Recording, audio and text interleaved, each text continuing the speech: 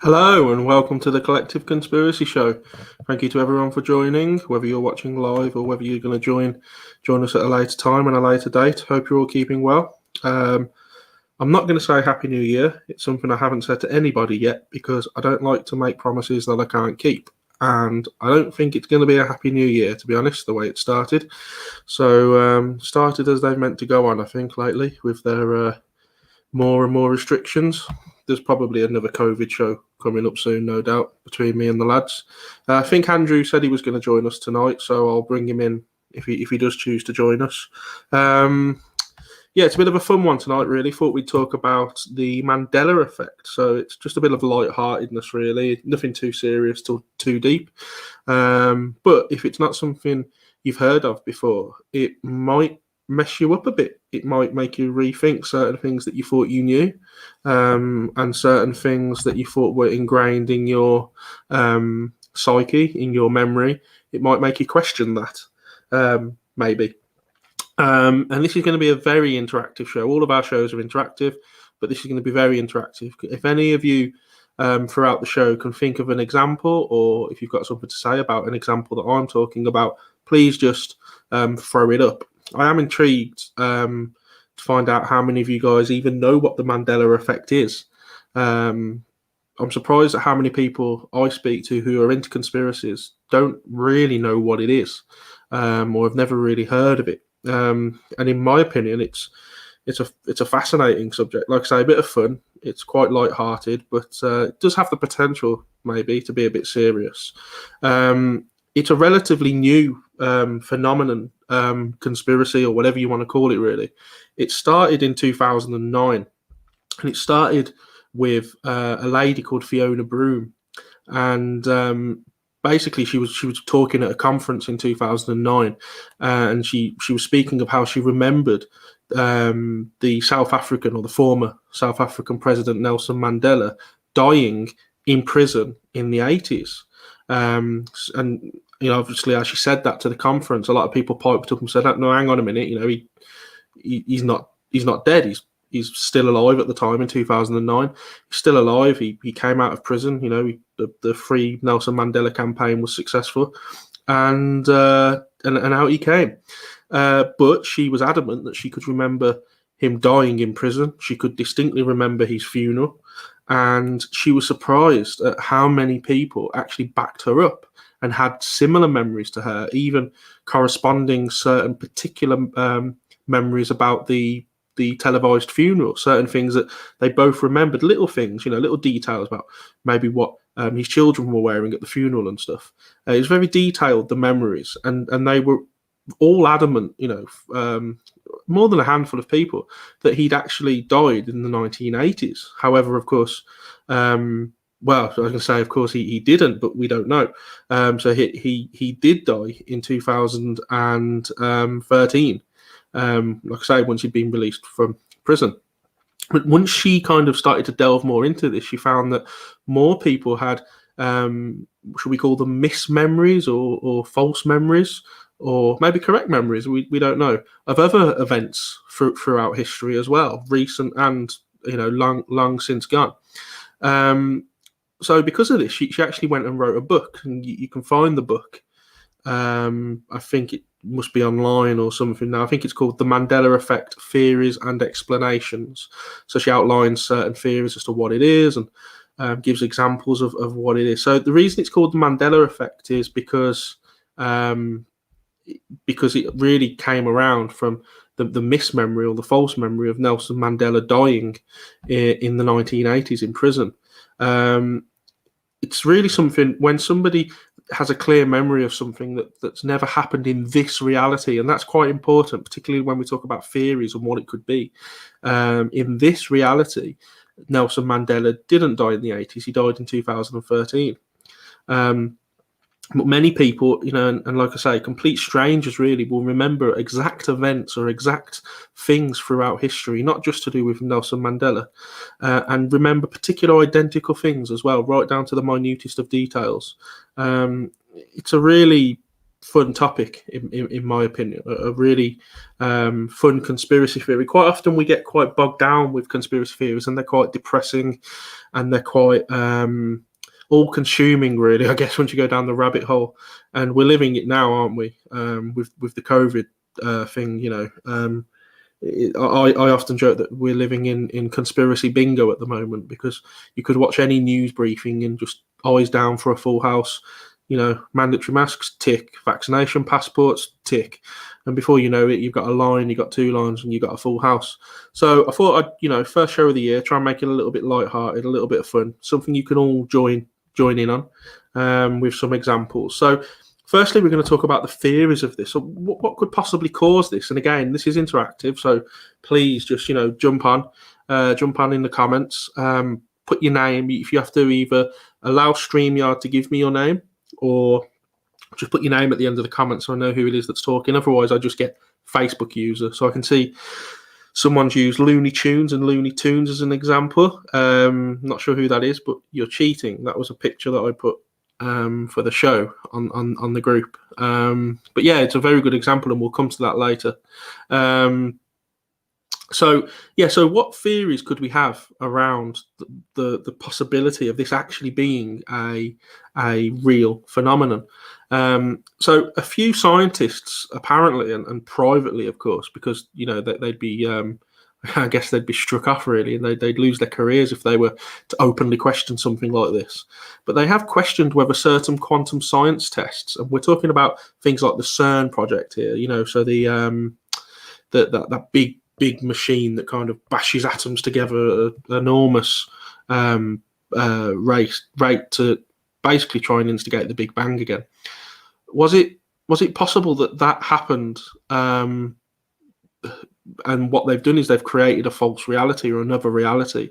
So the Big Bang that they were trying to replicate worked, and it worked a little too well, and they've created another reality, and we're now existing in that reality where certain things are slightly different.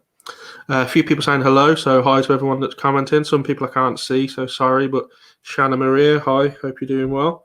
So that's one possible theory, that quantum science tests have maybe gone a little bit too far, and maybe they've unleashed a new universe. Very science fiction, very something out of a Marvel comic or something.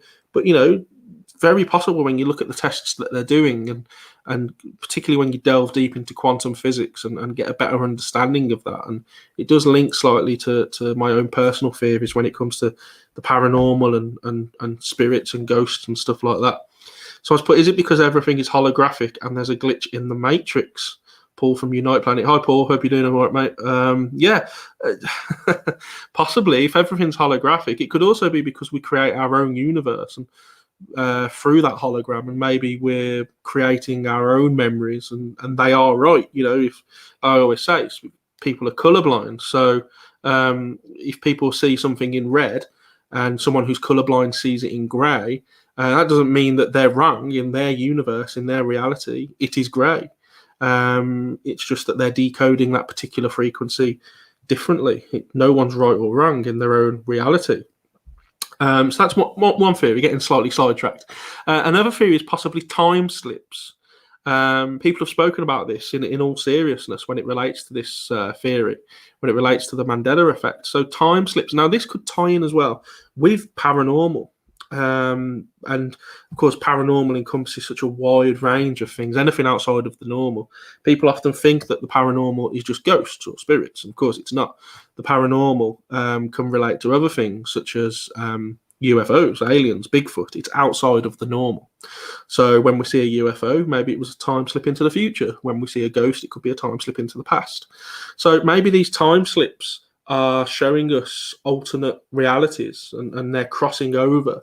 I often tell the story about a guy who I spoke to a while ago now, who claimed to have been woken up about 9 or 10 o'clock at night to hear a banging in his bathroom. When he went to the bathroom, he opened the door cautiously, because he felt like there was a robber in his house, and he opened the door only to find himself cleaning his teeth and mooching around in his own bathroom.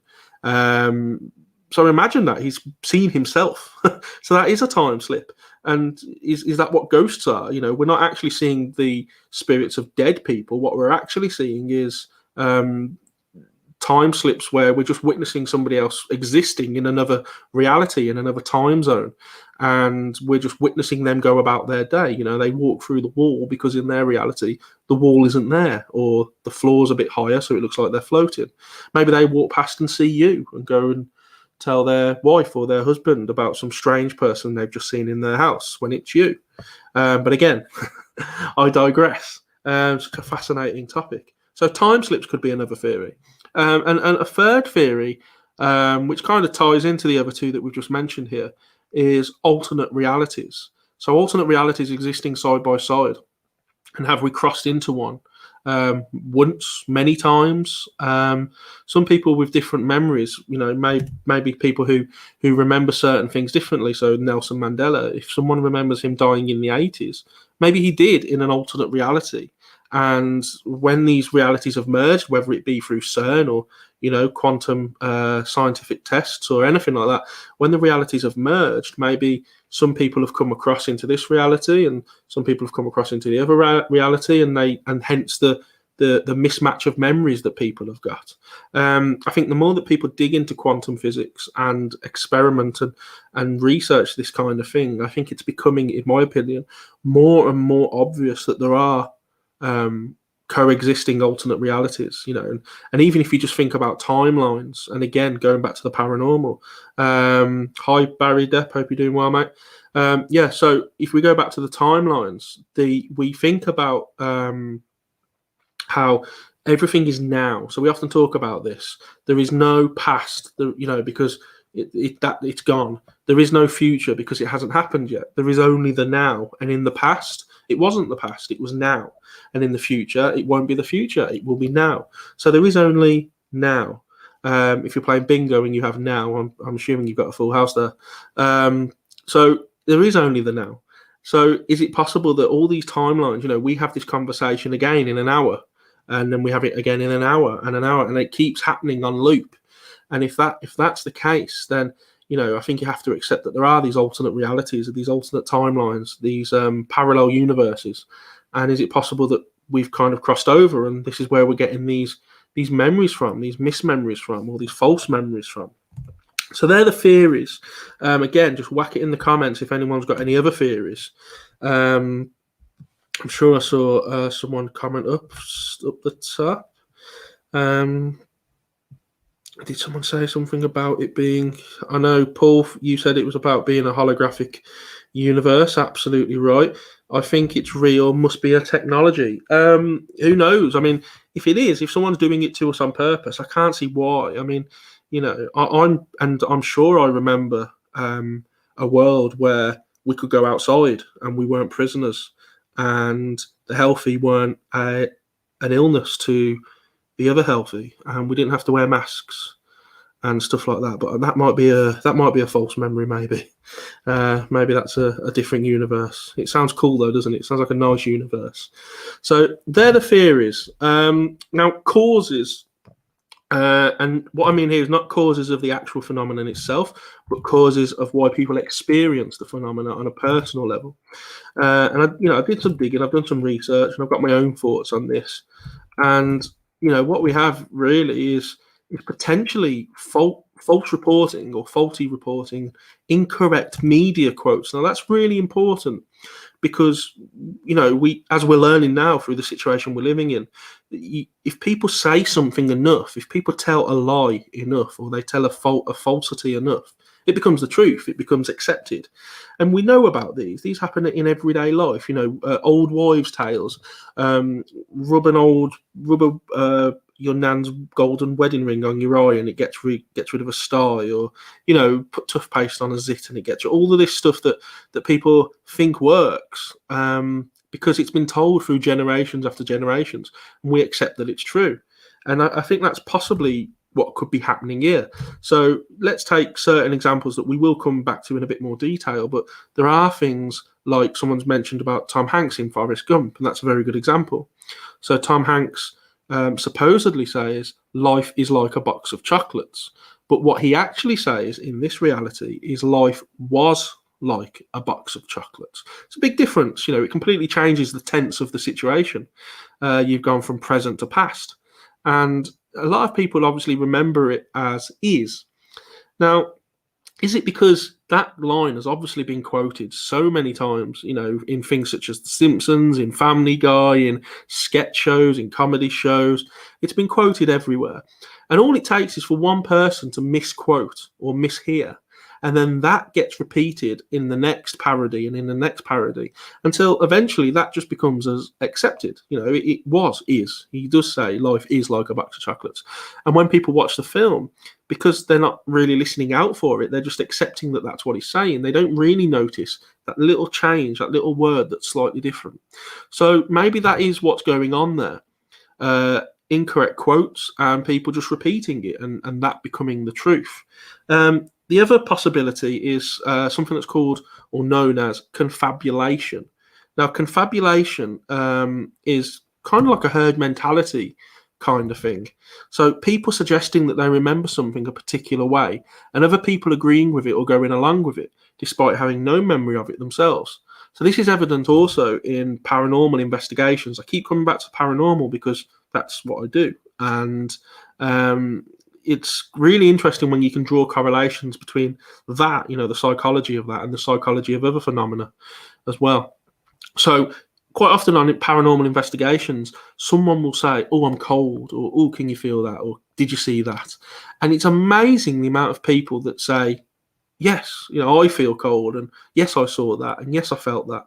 And that's not to say that they're lying or they're not telling the truth, but it's almost this kind of knock-on effect, this domino effect, where because someone else has said it, now somebody else also feels it. Maybe you work in an office and someone says they're cold and they need to put the heating on. And just because they've said that, all of a sudden you feel a bit cold and you want the heating on as well.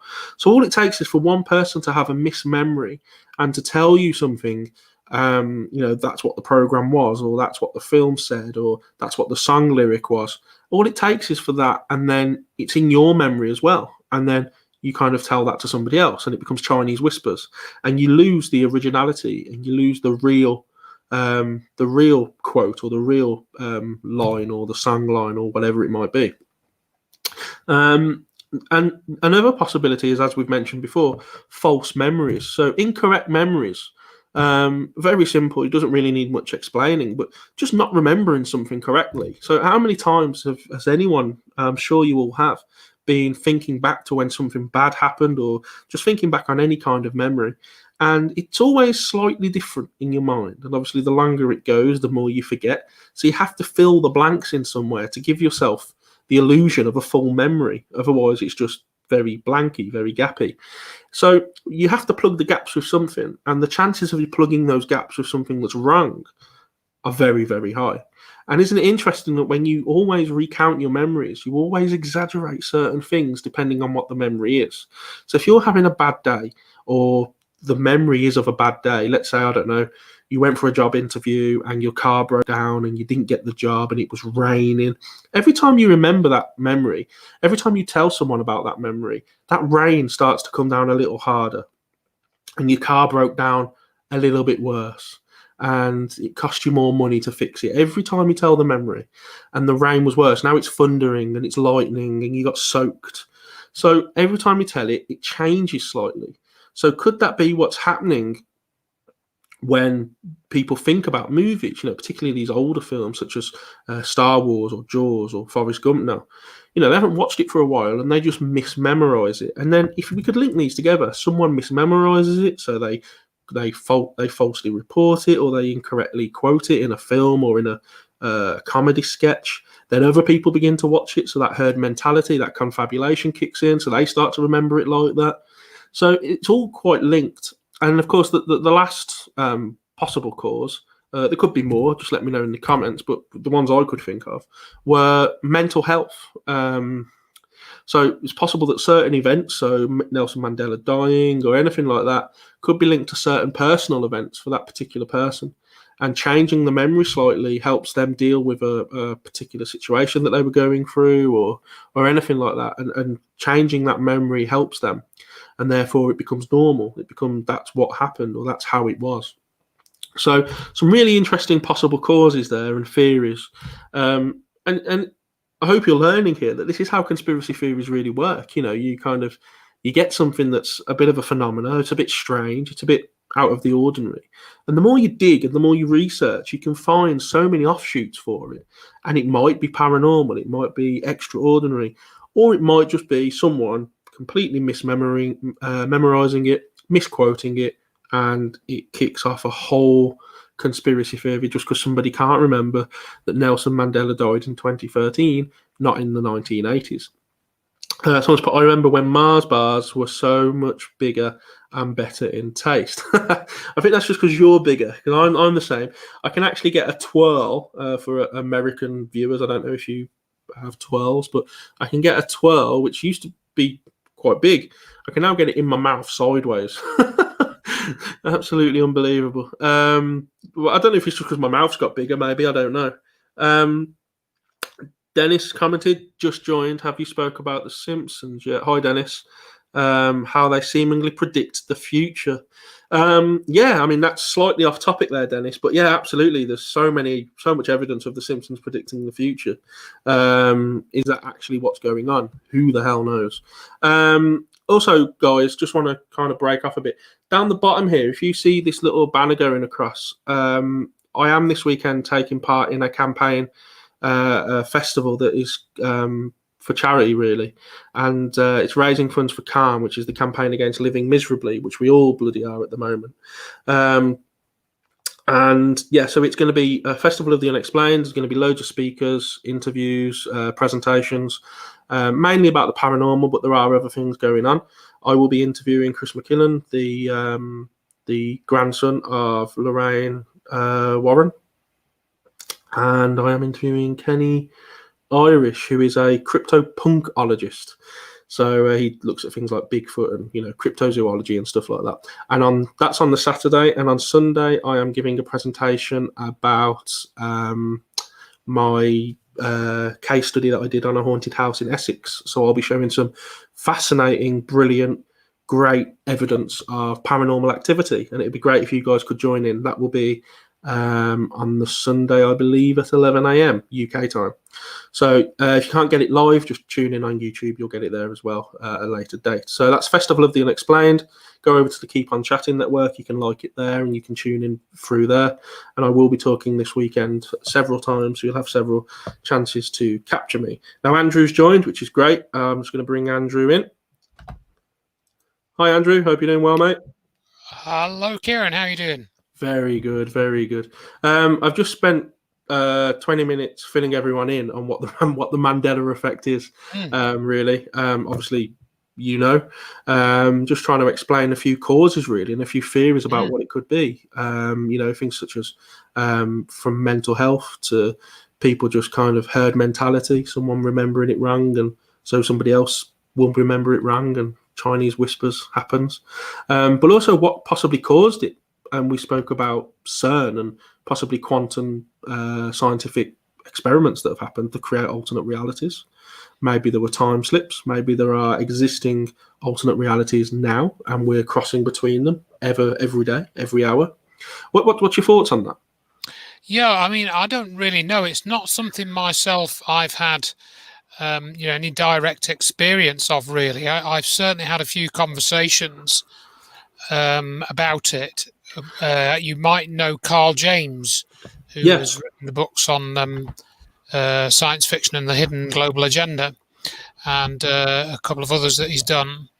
And he told me that he'd had quite a sort of Mandela effect experience. I think he talked about this in some interview that he did with Mark Devlin or something like that a couple of years ago. And he was saying, he had memories of knowing this girlfriend or something earlier in life. And then he had a conversation with one of his friends about it. And he says, no, he didn't, this girl was called something else and she was a different age and it was a different girl or something like this. I can't remember the exact details that Carl told me. But, he didn't know quite what to make of it all because he didn't really necessarily accept that this Mandela effect was anything other than just storytelling. Mm-hmm. Then it kind of happened to him, and he couldn't quite explain it. So he was more sort of became more interested in it because of that. And I remember having this conversation about some specific instances. The one that I think we mentioned this on off air last week, or when I last spoke to you, and it was the the old Dick Dastardly and Muttley in, I think it's called Stop the Pigeon. Yeah, and it was we had this big argument going on, and it was Stop the Pigeon or Catch the Pigeon, and people were remembering it, as Catch the Pigeon. That's how I remember it. I think it's I can't remember which way around it is now, but I actually had the theme tune on my phone because I used to collect TV theme tunes, so I was able to whip this out and play it. And again, I'd have to go do that now to actually decide which one it was. But it's that type of thing where people were insistent that it was Catch the Pigeon, and it wasn't. It was Stop the Pigeon. And then again, you get into things like these commonly misconstrued things like "Beam Me Up, Scotty" from Star Trek, and as trekkers or trekkies, trekkers they prefer to be known as. And I'm sort of a bit of a trekker. I have been to a few Star Trek conventions in my day. And none of this dressing up stuff. I didn't get into that. No, I mean, I probably looked like an alien enough not to need to dress up. But in relation to that, where was I going with the Star Trek reference? It was beam us up, Scotty. Oh, that's right. Yeah, no, he never said that. He never said beam me up, Scotty. He never said beam us up, Scotty. Not in the original series. I think the closest he came was Kirk said, Scotty, 3 to beam up. Something like that. Okay. So he never actually said it, and people think that he did. So. And what I found, and it's the same. The other famous one, of course, is the from Casablanca, isn't it? Where he says, Humphrey Bogart is alleged to have said, "Play it again, Sam," and he never said that. That was never in the film. He said, "I've told you, Sam, never to play that or never to play it again." I can't remember the exact quote. That's a little bit before my time, that one. Sure. I've got some. I've got several examples on a presentation that I thought we could go through, and sure. And really just look at them. So bear with me because I am absolutely awful at sharing this screen. But I mean, what I found is that most of these things, while you're getting that up, what I was leading on to sort of point out is that the things that I've heard to do with the Mandela Effect have primarily been to do with things like song titles, song lyrics, film appearances, or film titles, that sort of thing. It almost the things that I've come across when this was doing the rounds were, not, I think 90% of them were to do with. Yeah, it's good, isn't it? That was they were all to do with. Song lyrics, as I say, or film. In other words, cultural things. It was much less common to find the experiences like the one with Carl James that I talked about with him and this girlfriend that he apparently. Yeah, that's quite a personal one, isn't it? That's quite... Right. Yeah, that's like you say. It's millions of people have heard other things, the same songs, the same. So you could argue that. Well, that means millions of people can't be wrong if they mishear it. But it also means that certain famous lines will be parodied commonly, and they might be parodied wrong or incorrectly. But for someone, to remember a girlfriend, his own girlfriend, and then other people not that's strange, in my opinion. Definitely. I do find that strange. Now, I am struggling to share here, Andrew. I'm kind of going to application window, and there is nothing there for me to share, even though the application's open. So I don't know. We might have to. Have you got two screens or just the one screen? I've just got my laptop screen. Right. It did this last time, and then I closed it, and then it worked again. But okay, we'll give it another go. See if it comes up. I mean, what you could do is, if you want, it'll take a few seconds probably, but you could sort of drop it to me on Facebook, and I can open it on my computer and work it for you or something. Because I've got two screens then. Let's do that. Might be a way around it. Do you have do you want to put your email address in the chat and I'll send it via there? Yeah, I'll do that if I can. Sorry, guys. Live TV here. live messing about here. There we go. I've put that in the chat. That's in the Okay, private great. chat. Not that my email is private. So I'll attach it. I'll spin that open for you. I got all this ready, thinking this will be really professional. This will look really good. In a different reality, this worked. This worked in a different reality. This is a Mandela Effect. This is it. That's what it is. Now. Really. Right, also, using the name Nelson Mandela or Mandela, it reminds me of that Shaggy Dog story where the punchline is, so you're not Nissan main dealer. It was to do with all these car parts being sent to I the remember wrong that. place. Yeah, I remember that joke. That was that's an old joke, that one. It is very old. It's Shaggy Dog story, where these were really long jokes with a ridiculous sort of punchline behind it. Yeah, right. I've sent that now, so you'll just get an email from Let me Kieran. just try and get. So let's go to the comments. I know some people have said about certain things that they've misremembered. Some people have mentioned ones that I'm going to talk about, so I don't want to go jump the gun a little bit there. But people have also mentioned Looney Tunes. Now that's something I had as the picture for the show, so we'll talk about that one.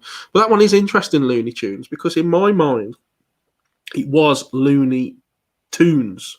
Because they're cartoons. It doesn't make sense for it to be Looney Tunes. I don't really remember them singing in it. There was no real song going on. So it just, in my mind, it doesn't make sense for it to be tunes. They are cartoons, so Looney Tunes. But it's not that I remember it being Looney Tunes. It just makes sense in my mind for it to be Looney Tunes. So again, there's that example of, do people remember it how they want to remember it, if that makes sense? Are they not remembering it how it actually was? It's just how they want to. What I did do, Andrew, while you're sorting that out, was talk about how it's very closely related to paranormal investigating. How when you're on a ghost hunt, certain people will pick up on that herd mentality, and if somebody says they're feeling cold, somebody else will say they feel cold. It's not that they're lying, it's just this kind of we are very suggestive as a species. You only have to watch the BBC every day to learn that that's true. And so I think that it is easy for people to be convinced of a memory that actually never happened. Yeah, I think again it's something that comes up as you say, in the study of the paranormal in general. So so there you go. That's your slide now, hopefully. Nice one. I can just work it. Yeah, so if you go down to the picture of Nelson, that will be the first one, obviously. Okay. Do you want me to carry on through the slides? Keep going. There we go then. Yeah. All right. Yeah, there's Nelson. That's the one. So this is point one. Now, we've already spoke about this. It's the cornerstone of the theory, really, the reason it's called the Mandela Effect. So countless people distinctly remember him dying in the 1980s. I wasn't born then. I wasn't born till 89. So I don't have much memory of that. And some can even recall his funeral on TV and the minutest of details at that funeral. But in this reality, he's reported as dying in 2013 after he was freed from prison. So that's really what kickstarted this theory. So if I'm going to do a Chris Whitty here, Andrew, and just say, next slide, please. Just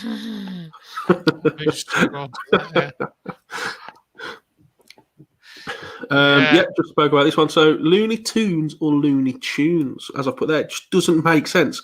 Do you remember this one, Andrew? Because you'd have probably watched this as a youngster. That is a good one as well, because I hadn't really thought of this until you raised the example. I haven't discussed the Mandela Effect that much.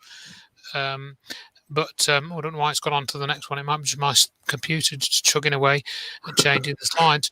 So it's a weird one, isn't it? I haven't really thought about that. And I think in my mind, I did think it was Looney Tunes, as in, music. So you remember it differently then? A little bit, but I remember it not being clear in my mind whether the tunes was referring to a tune or a cartoon. So, and I think that in my own mind, thinking of it subconsciously, I knew that there was a difference between the way that American English was used and British English was used. Yes. So that was all kind of floating around in my subconscious. So I don't I don't know. I couldn't say that it was one or the other without. No, I mean, Libby said in the comments that she remembers Toons. Yeah, right on, Libby. That's exactly what I remember. It just makes sense to me. It's just loony. They're cartoons, and they were a bit loony, a bit crazy. So it just makes sense. I just can't. I can't. This is a personal one to me because I used to watch this, and I just can't get my head around it. Next slide, please. Curious George. Now, having a 1-year-old son, this is a firm favourite on the TV screen lately. Yeah. This and Fireman Sam, and I don't know. God, it makes sense for him to have a tail, Yeah. but he doesn't have one now. As I say, I watch it every day. He doesn't have a tail, but there are people that can remember him having a tail, and they said they had books when they were children with a tail. They probably just removed his tail to make you more curious, though, didn't they? Absolutely, it's. Where did it go? They could do a whole series about that. Again, Libby says she was born in 1965. He always had a tail. Well, I'm sorry, Libby, but he doesn't. He doesn't have a tail. As I said, it's interesting then. Yeah. Yeah, we will challenge viewers. So where's this character from? Because I'm not from. I must have been living in somewhere else. So I'm not. Sure, I'm in a different. He was in books, and he was kind of it's American, Right. And okay. He was kind of like we used to have Noddy and stuff like that, Yeah, and he was But very. he was just like a children's character. Yeah, I never saw this character in my youth. Definitely. No, I think obviously when your generation, like my dad, everything was English. You didn't really get many American imports. Not like now, where most stuff on TV is American. It's actually rare now to sit down and watch a British drama or a British film. So next one, please. What else do we have? Now this isn't something I'm prone to watch, but what would you say it is, Andrew? Well, I would say it is Sex and the City, because this is one of those things. When I first came across this program, my wife used to watch it. Was not a sort of thing I ever liked, really. No. And I was kind of put off by the title a little bit, Yeah. But and it's one of those things. When I first heard it spoken of, so I've just watched this Sex in the City, and I thought it was in. And then, so did I. I've always thought of it as Sex in the City because of what the program was about. But again, particularly with English accents or whatever, the way we talk, it's very easy when you talk to mishear the word in and. They're very, very similar, particularly when people abbreviate the word and to just an un, like a rock and roll. Yeah, exactly. So to say, sex in the city or sex in the city, to me that can be easily heard as in. Yeah. I think we can explain that one away. I think we've debunked. I think so. Yeah, I would say so. But again, you've got that image there. Is that photoshopped image on the left, or is that just? No, it's a perfume. So the one on the right is the front of a series, so it's front of the DVD, and on the left it's a perfume. But that's all I could get. But people do remember it as being Sex in the City. Yeah. So that's the other interesting thing that you say there, actually, Andrew, is there is not really much evidence to back up what people can remember. If someone could produce a DVD to show that DVD saying Sex in the City, we might have something to go on. But no one can. The only example I can think of two. One guy had an interview. Is it Interview with a Vampire or something? Right. Yeah, I remember that title. Yeah. And it's actually Interview with the Vampire or Interview with a Vampire. I can't remember which way around it was. And one guy claimed that he had the DVD at the bottom of his bed on a shelf. And one day when he'd heard that it had changed, he went back and it had changed. And he distinctly remembers it being different. And he claims that the writing on his DVD physically changed. And the other example I can think of is Ford. Now, I don't have this to hand, but if anyone looks at the logo for Ford, and when the line goes through the F, it has a little swirl on it. Yeah. And people are saying that never existed. And someone actually had I'm sure you can dig this out, but someone had a car battery from like the 50s. Yeah. and it had Ford written on it, and he had the without that swirl in it.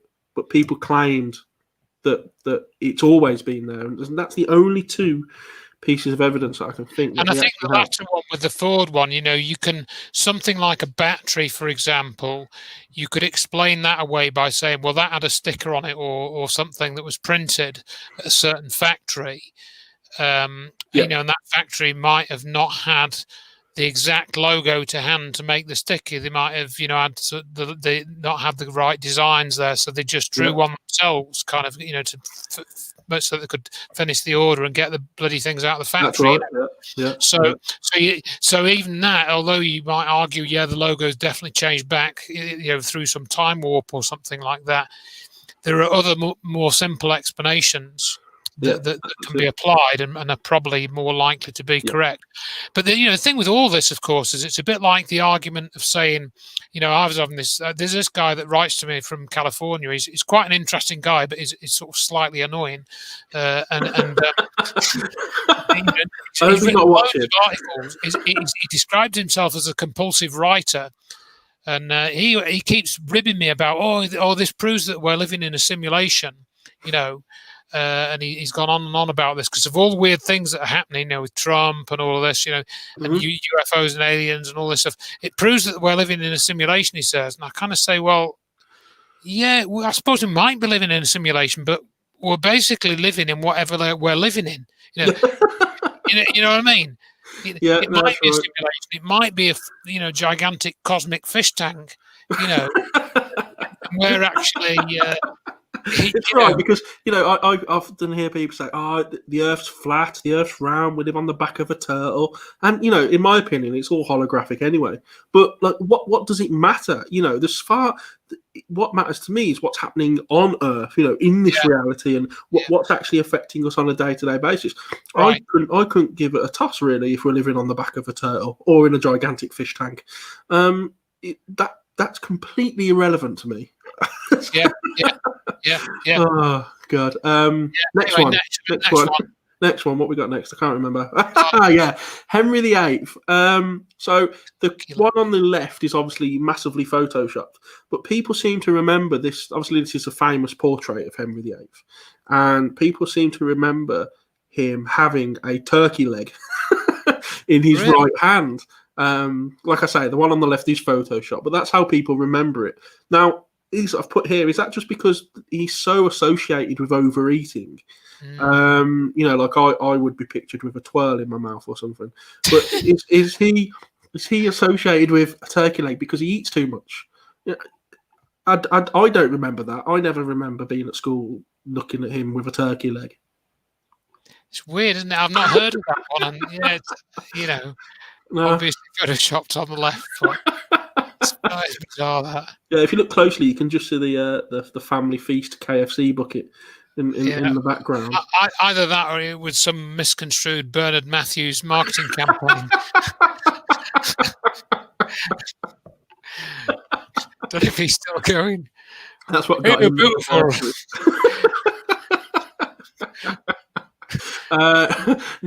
Next one, please.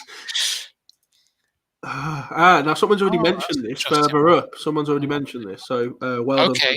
Okay. The monocle on the Monopoly Man. So he doesn't actually have one. So the picture on the right there is the correct one. Now people claim that people are getting confused with Planter's peanut mascot, which I've put there at the bottom, obviously. Okay. How? I don't know how people. He's wearing a top hat, but it's a nut. I don't know how people could get confused between a peanut and a man. I don't know. The monocle looks right to me. It looks right when he wears a monocle. If someone would have said to me before I'd even looked at this, does Monopoly Man wear a monocle? I'd have said yes. Yeah, I probably would as well. I mean, I'm trying to recall it, but it's not a strong image in my memory. And again, you'd need to do the research and see. They might have, like, pre-1970s, 1970s, you might have had a monocle, and then after 1970, that looks a bit old-fashioned. We'll modernise it a bit, and we don't want to put full glasses on him because he looks like a nerd. So we'll just take the monocle off him. Maybe there was like I don't know. I don't know what they call them, but maybe they manufactured an edition wrong. Yeah. Or a limited edition maybe where he had a monocle, and that's what Right. people Yeah. remember. Yeah. People And remember of course, that monocle. we've had these different versions of Monopoly in more recent years, haven't we? Which my kids got hold of, Oh, and I didn't know they existed. Like there's a everything you can think of, everything. There's that's credit right. There is card, now, isn't there? Yeah. credit Yeah. card Yeah. monopoly, obviously to get you used to a That's it. cashless society. Yeah. Yeah. The Simpsons monopoly, Harry Potter monopoly. I actually read an article the other day that some guy has spent something like £15,000 on all the variations of Monopoly, Really. and the picture behind him was just his room that was Yeah. stacked to the rafters of Monopoly, and then the finishing line was he actually doesn't like the game. Yeah. I was like, right, but he spent £15,000 collecting all of them. I was like, God, the mind boggles. Well, I'm sure he could tell you that he probably I never think they wears a should monocle. allow other people to make those games those, because otherwise they've got a monopoly on it, haven't they? Next slide, please. Yeah, very hastily, I think, to the next slide after that. Pikachu. Now, this is a personal one to me because I grew up. I distinctly remember being threatened with suspension at primary school because we were illegally trading Pokemon cards in the playground. We had a shoebox of Pokemon cards, and we told people for 50p they could pick a card, and there was so many rare cards in there. And of course there wasn't. They were all the crap cards, and we just basically rinsed all the children of 50p. So they kept coming back for the rare cards, and it was it's quite naughty, really. But yeah, so I definitely remember there being black on the tail because it tied in with his ears. And even the shape there, with a little kind of triangle zigzaggy shape, that is exactly what I remember. But apparently, no, he has a brown base at the bottom of his tail. You can see on the picture on the roll, and has no black tip on his tail. That's absolutely wrong for me. That's not what I remember at all. Interesting, yeah, because something like that, you become like, to me, I know Pikachu, from my nephews and nieces and things like that, but not a detail I would have picked up on. But when you're a kid and you sort of intently focused on it, that's it. You have that sort of full image in your mind, don't you? Yeah. So yeah, and that's what I have. Like I say, it was a huge part of my childhood. My mum and dad will tell you. God knows how much they spent on Pokemon cards for me. Yeah, very interesting. Someone's just commented there, Ryan. He's put Ace Ventura: Pet Detectives. That's a film with Jim Carrey. He's used a naughty word. He takes the Mickey out of a bloke who looks like the Monopoly guy who wears a monocle. So I remember that. There's a scene where there's a guy wearing a monocle and he starts calling him the Monopoly Man. So if that's wrong, is that how things like this happen? It's what I spoke of earlier. This kind maybe, of but then again, you could say that the Monopoly in the US had the monocle and the one in the UK didn't, or something like that. Absolutely, you have to try and establish that, and that can be quite difficult to find out. Sort of, it can be. But Libby, who's commenting, she's American. If you're not Libby, sorry. If you are, great. She says she wants to go into a basement and check Monopoly games. Go, Libby, go. Go and check that Monopoly game and let us know if he has a monocle or not. Because all it takes is for a very famous film like Ace Ventura to misquote, and then everybody seems to think that he wears a monocle. That's all it takes. Just something like that. Next slide. Kit Kats now again for I don't know if they have this in America, but people seem to remember there being an abbreviation between the kit and the cat, but there isn't. It's just Kit Kat. What do you think of this? I've got no thoughts on this really. It's a tough one for me as well. I tend to miss sort of small details like that really. So I'm not sure really what it would have been. And again, there can be variations due to sort of marketing preferences, and there's lots of different types of Kit Kat now, aren't there? There are, yeah. And the wrapper never stays on long enough, to be honest, for me to even. Well, right, you just get want to get chocolate in your gob, really. Don't look at bloody dashes and dots and get that chocolate in my gob. Yeah, exactly. So I don't know. That's a nothing for me. Next. This is a big one. Big one for me. Now, if I was in a quiz, if I was in a quiz and I hadn't looked at this, and someone said, spell the Flintstones, you'd think, that's an easy question. I would have spelt it on the left. I definitely would. Would I you have as definitely, well? yeah, definitely. I've But never doesn't it? heard of this being Flintstones. No, but doesn't that make sense? They're cavemen, Flint. Right, right. Of Of course. course, Yeah, it's yeah, Flint, exactly. exactly. But for me, it was never that. It, it was No, Flintstone. But again, with language and how we talk, if you asked a 2-year-old to spell yellow, the amount of people that say yella would put yeah. Yella. That's just how we talk. So Flintstones, it's just easy to miss out that T, Mm, and that mm, becomes mm. accepted. But that's a big one for me. That's up there with Pikachu, because Interesting. for me there was no T. Libby's come back. She's gone and checked. Bless, thank you. No monocle. She's surprised. So there There is you go. no monocle even across the pond. Mm, So mm. Flintstones, to everyone watching, that's a big one. Most people will be familiar with the Flintstones. What do you think of that? Put in the comments. Do you have a T or do you not have a I'm T? definitely a T on that one. You are a T. Yeah. Oh yeah, You've yeah. No, no doubt. Flint. I've always had I've always had it as Flintstones in my mind.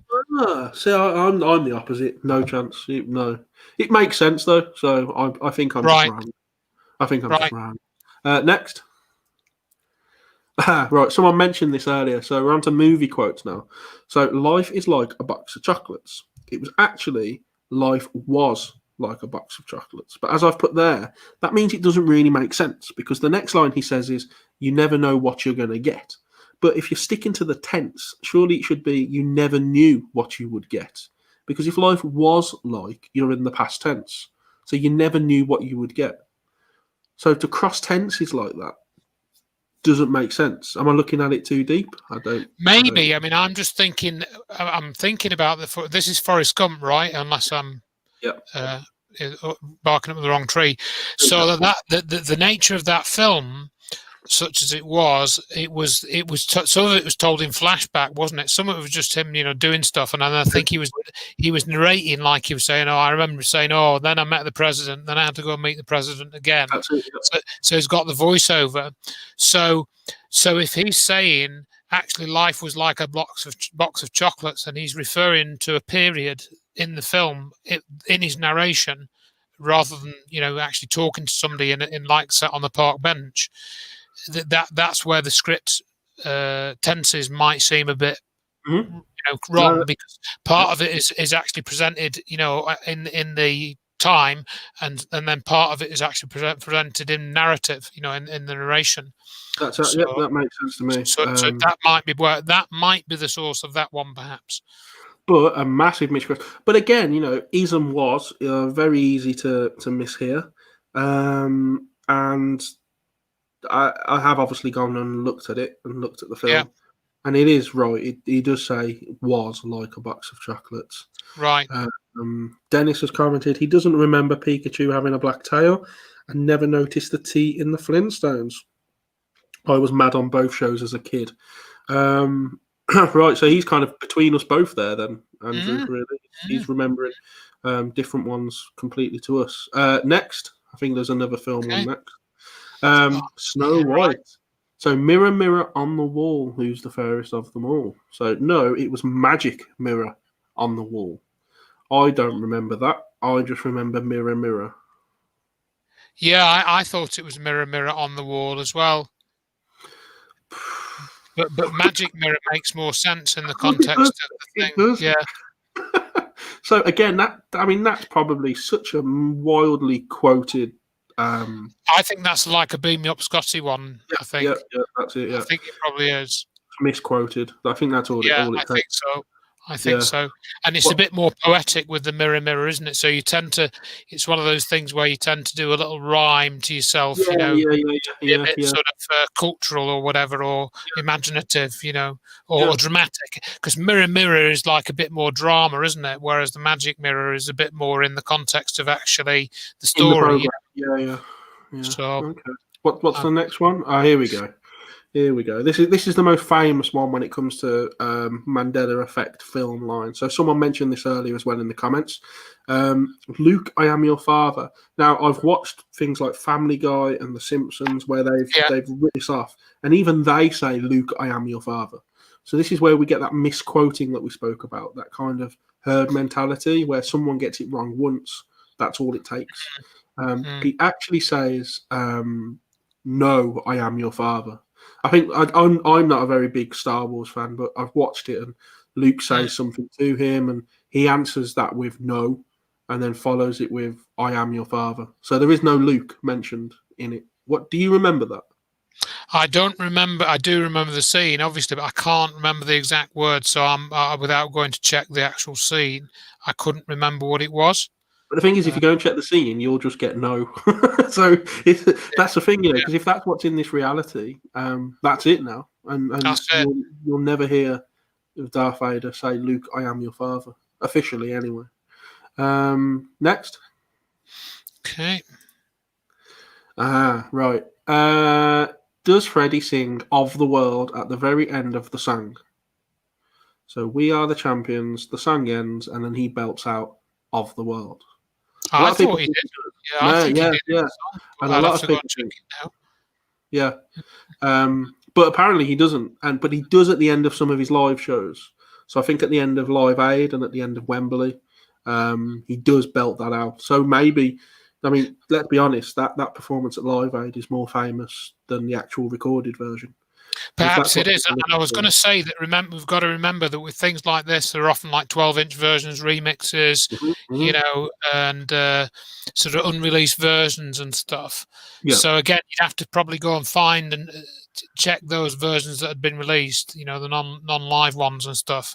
yeah, Um, yeah, Particularly when they want after he's died and they want to milk it for all they can and get all the extra yeah, versions out, so yeah, the yeah, record company can make more money. yeah. Um, That's so, right. so again, I think I'm not saying we can explain that world way, and I did think he did sing "Of the World." I'd have to go and check the version because I've got Queen's Greatest Hits on my Ah, phone. there I you think. go. Yeah, that'll be the So recorded version. So yeah, he so won't say it. He won't say it at the end of that, apparently. I'll have to check that then. Yeah. Next, I don't know how many we've got left. Okay. Next, Jaws. So people remember this guy saying, I don't know his name, but saying we're gonna need a bigger boat because he's on the boat. So he's talking about the collective. Yeah. What he Yeah. actually says, Yeah. you're gonna need a bigger boat. Yeah. I remember the latter one. I think I remember the your.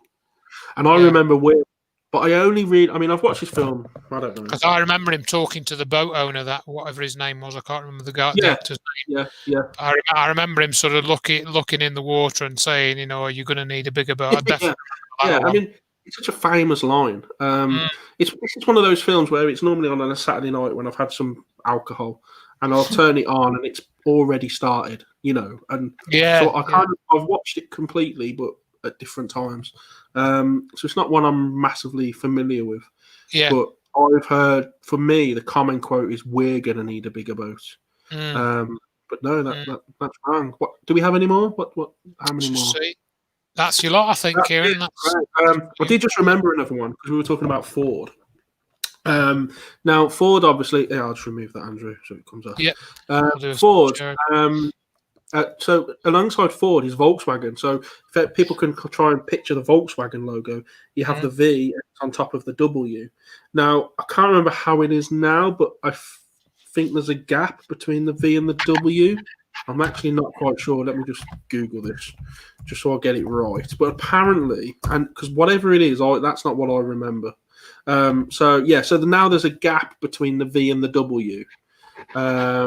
Whereas people seem to remember it just being one solid logo with a V and the W all merging into one. But now it's like a V, a little gap, and the W underneath. So there's so many Mandela effects, as you've all seen there, that we've gone through. And mm. there were more, dozens more that I couldn't include. I mean, we're nearly out of time now. So it's a fascinating subject. What do you think, Andrew? Because we kind of explained some of them away there. Well, I mean, my overall view is that most of them are probably misremembering things, and not so much that, but like as we say, an example of the VW logo, that's probably evolved slightly over time, and they'll have rounded it or changed the spacing or decided that the placing of the letters looks more in fitting with the design of the rest of the car, if there's a little space or not a space or whatever it is. So I think things like that, and the Ford logo, another example, those designs do change over time, and you can see that if you look carefully. So I think some of it's explained by that. But the other thing to say in this whole thing is, it's like going back to the simulated reality thing. it may very well be that time isn't what we think it is, and there are some pretty well recorded stories about time slips and things like that. And one of the most interesting ones I came across was the one that was covered in the Michael Astral program, the Strange But True. I think it was 1992. Yeah, some very good programs he did within that series. And there was the one with the French, the family traveling down to France. There were two couples, and they drove down to France. So this was four of them involved, and they got a bit lost and turned off the main road, and they went and stayed in this hotel, and they found this hotel, and they noticed it was opposite a police station. And they went in there and they saw this policeman drinking a glass of beer or wine or something with somebody, and they stayed the night there, and they got up the next day, and they paid, and they said, oh, it was 18 francs. I remember that number. And they thought, oh, for four people for a whole night, and this was at like 1970s, I think this took place, or late 60s. And they thought, wow, that's cheap, because 18 francs, it was at that time, you see, people probably remember, it's 10 francs to the pound. So okay, this was £1.80 for four people to stay in a hotel overnight. So even in the 70s, that was cheap, and then they sort of drove on to their final destination in France, because they were driving from England to the south of France. It was two couples from England. And then on the way back, they decided to try and stay there again, and they couldn't find this place. And they drove around, couldn't find it. And eventually ended up in this village, which they thought was the place that they stayed, but they couldn't find this hotel. It was a pretty small village. And then they started asking around, and they found this dilapidated old building, and it was opposite an old police station, Wow. And they even took some pictures as well when they were there. But when they got these pictures developed, there was nothing on them. They came out blank. And it's a straight. You should listen to. I think it was on the YouTube for a while. It's probably been taken off now, but you should listen to their account, because it's a fascinating story. Particularly with the two couples, and they couldn't explain what happened. Wow. And yet it seemed to sort of have a structure. So, just if they can have slipped back in time somehow by some weird process, whether they just all fell asleep and went into a collective dream. I mean, even that's pretty interesting. Or can our material things magically be changed according to an unfolding timeline? Like the blooming end of Back to the Future film, where the photograph changes when he's dissolving away in the photograph, isn't he? In Back to the Future, before he picks up his guitar and plays a tune and all that. Does that really happen? I mean, they tell us that some of these Hollywood films, contain bits of reality, right? And they cue us for things and stuff. So maybe timelines are alterable, and maybe they do. Your video cassettes or DVDs do change their titles in the night when you're not looking. But how would you ever prove it? Because you can't prove it, because then in theory it would change all the DVD titles in the world, to be the version which you don't remember it being. So you're left with the actual physical evidence in your memory, and the two are then irreconcilable. So that's that overall. That's having thought about the Mandela effect. You kind of end up getting into a sort of bit of a dead end with it, I suppose you might say. You do, and it's one of those where you could talk about it all night. Unfortunately, we can't. We have come to the end of the road for that one. Thank you to everyone for joining. Thank you, Andrew, for coming on as always. Sorry, I was late. It's okay. It's fine. Again, just to point out the little banner going across the bottom. This weekend, the Festival of the Unexplained is happening.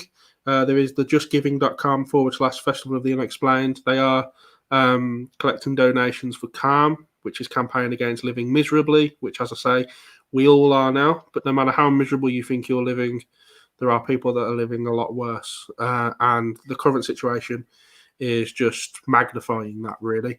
So if you can, give what you can for that campaign, and also tune in on the weekend. There's plenty of shows, interviews, all about the paranormal and the unexplained. I will be doing 2 interviews on Saturday at midday and 4 p.m. UK time, and I will be doing my own presentation on Sunday at 11 a.m. giving my evidence from a case study from a haunted house I did in Essex, showing some great paranormal evidence there. So do tune in for that. If you want to watch any of our other shows, mine and Andrew's shows, you can get us on bitshoot.com and brand new tube. There are some uploaded to both sites.